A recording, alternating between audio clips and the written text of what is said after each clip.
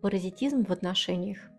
Обычно это выглядит так. Один человек все время в чем-то нуждается. Ему нужно наше время, внимание, участие, а мы откликаемся, включаемся, многое тянем на себе, иногда уже на пределе. И что мы при этом чувствуем? Тут обычно двояко. С одной стороны, усталость, раздражение, ощущение, что тебя используют. А с другой стороны, из этого не так-то просто выйти, потому что есть еще кое-что. Чувство, что ты нужен, что без тебя не справятся, что ты важен. И иногда именно это вот «я нужен» удерживает в отношениях, даже когда в них уже тяжело.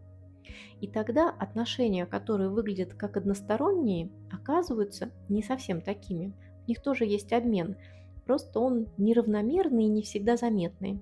С одной стороны, это силы, время, включенность, а с другой– ощущение собственной значимости и нужности. Именно поэтому из них так трудно выйти.